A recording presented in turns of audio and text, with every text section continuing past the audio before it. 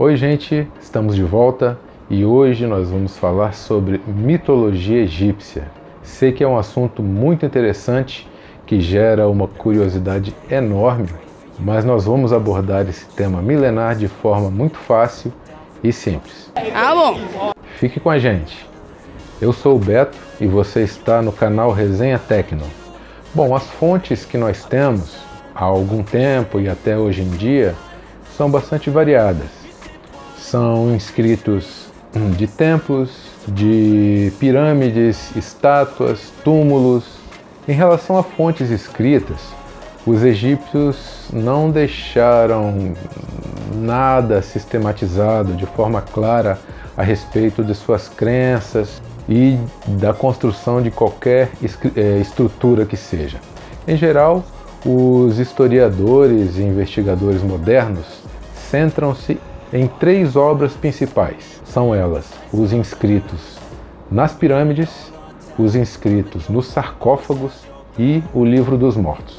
Os textos das pirâmides é uma compilação de fórmulas mágicas e hinos com a finalidade de proteger e garantir a sobrevivência do faraó no mundo dos mortos. Parece meio discrepante, sobreviver no mundo dos mortos, mas é isso. Não, nada a ver, irmão. Os textos encontram-se escritos nos muros dos corredores das câmaras funerárias da pirâmide de Saqqara. Do ponto de vista cronológico, situam-se na época da 5ª e 6ª dinastias. Os textos dos sarcófagos são um apanhado de textos escritos dentro dos sarcófagos, que eram de madeira na época do Império Médio. Essas inscrições tinham por objetivo ajudar os mortos na vida após a morte. E por último temos o Livro dos Mortos, que inclui os textos das obras anteriores, para além de textos originais, e datam do Império Novo. Essa obra era escrita pelos escribas e vendidas às pessoas para serem colocadas dentro dos túmulos. A mitologia egípcia é um tema muito curioso e instigante, sendo repleta de lendas, mitos e histórias interessantes. Mentira! Existem vários deuses e contos que explicam desde a formação do mundo até a vida após a morte. O Egito está localizado no nordeste da África e faz fronteira com a Líbia, Israel e o Sudão. E assim como na mitologia grega e mitologia romana, a egípcia baseia-se no politeísmo, ou seja, na crença e no culto de vários deuses. Certamente, um dos pontos mais legais da mitologia egípcia é a citação de diversos deuses que possuíam. Acertou, miserável! Sendo assim, vamos conhecer alguns dos principais deuses, não todos, porque eram muitos, mas alguns dos principais nós vamos falar agora. Vamos começar com Ra, o deus mais antigo, que representa o Sol e é responsável pela criação do universo. Ra é descrito de diversas formas, sendo a mais comum com a face de uma ave de rapina. Bem louco! Osíris. Osíris era descendente de Ra. Era filho mais velho, era descendente de Ra, mas era o filho mais velho do casal Geb e Nut. Ele reinou sobre a terra como o primeiro faraó do Egito. Ele é representado como um faraó de pele esverdeada, para indicar, na realidade, que ele está mumificado. Ele é considerado também o deus do julgamento dos mortos e da vegetação. Ísis, esposa e irmã de Osíris. Ísis era protetora, piedosa e estava relacionada à magia. Com Osíris teve seu filho Horus. A simbologia de Ísis está relacionada à fertilidade e maternidade. É representada de formas variadas, associando-se à vaca e ao escorpião. Sete, deus do caos e da guerra. Set é responsável pelos conflitos e por toda a escuridão. Sua cabeça possuía a forma de um porco formigueiro, provavelmente o tamanduá mesmo. Aham, sei. E ele matou seu irmão Osíris, Neftis, esposa e irmã de Sete. Após a morte de Osíris, ela se separou de seu esposo e se juntou à sua irmã Ísis em luto. Ela está relacionada ao culto dos mortos, sendo representada como uma mulher sem características animais que se coloca ao lado dos sarcófagos. Horus, filho de Osíris e Ísis, é representado com cabeça de falcão e corpo de homem. É o protetor dos faraós e das famílias. Lutou contra Sete pelo trono de principal deus do Egito após o assassinato de seu pai, Osíris. Hathor, deusa guardiã das mulheres gestantes e dos amantes. Hathor é esposa de Horus, sendo representado com a cabeça ou as orelhas de uma vaca. Anubis. Anubis possuía a cabeça de um chacal. Ele nasceu da união de Osíris e Neftis.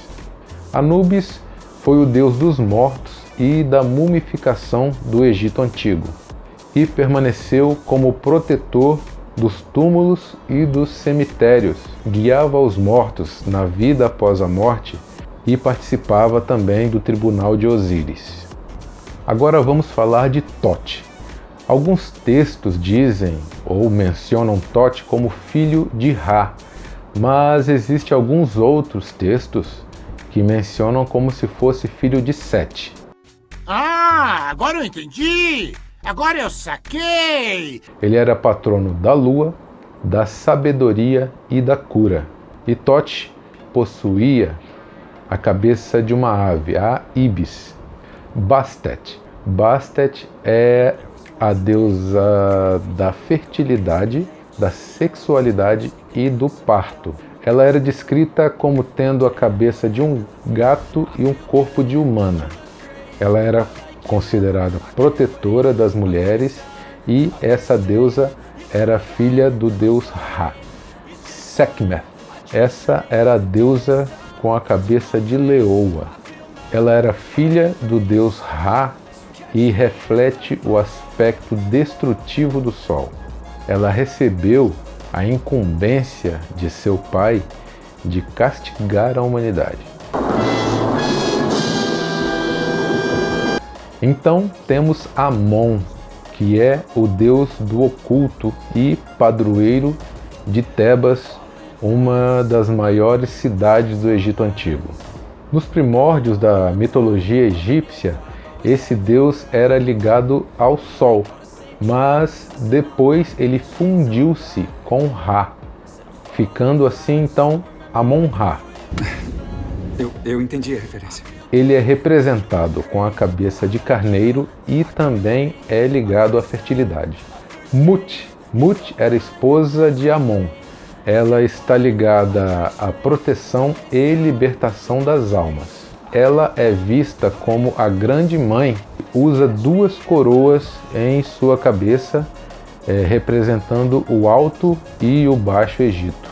A divindade está ainda ligada a Hathor, que também é relacionada à simbologia de Mãe Divina. Bom, temos Wadjet. Seu papel era proteger o faraó. Simbolizada como uma serpente, sua imagem era frequentemente inserida na insígnia real para mostrar a superioridade do rei e protegê-lo de seus inimigos. Maat, deusa da harmonia, da justiça e da verdade. Maat é equilibrada e pacífica e se opõe veementemente ao caos. Sua representação é feita através da figura de uma mulher que carrega uma pena de avestruz na cabeça. Podemos vê-la em várias figuras relacionadas ao Egito. E então temos Amit, a entidade devoradora. Amit comia o coração das almas que em vida haviam cometido muitos pecados. Assim, ela está ligada à justiça e ao julgamento final.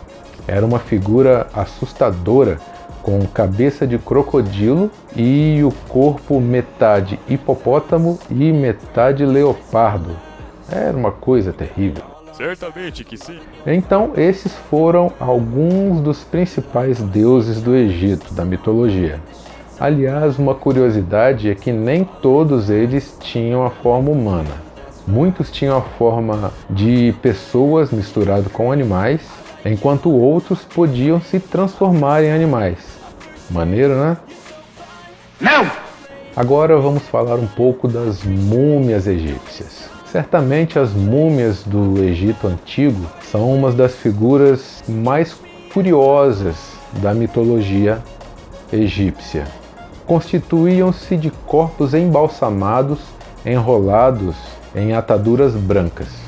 A mumificação, na realidade, era uma maneira de preservar os corpos, porque eles acreditavam que assim a alma continuaria viva. No Egito Antigo, eles acreditavam na vida após a morte e na eternidade.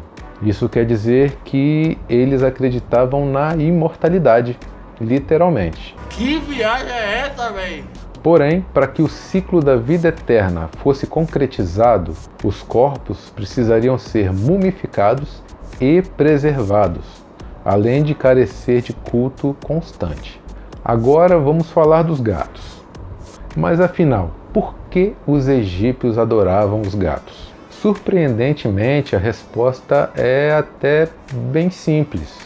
Os gatos ajudavam a conter a infestação de ratos, que traziam doenças e acabavam com a lavoura e as colheitas. Então, quando os egípcios perceberam que os gatos ajudavam em suas vidas, eles passaram a cultuá-lo, considerando-o como um ser enviado dos céus. E a crença era tão forte que quando os gatos morriam, eles eram mumificados e embalsamados para serem colocados dentro das pirâmides, os túmulos das múmias. Bem louco! Aliás, eu comentei anteriormente que alguns deuses tinham forma ou se transformavam em animais. Então, a deusa Bastet, da sexualidade e do parto, se transformava numa felina. Bom, agora, o que significavam as pirâmides na mitologia egípcia? Bom, as pirâmides no Egito Antigo nada mais eram do que os túmulos dos faraós mumificados. Uma vez que os faraós mortos eram mumificados na realidade,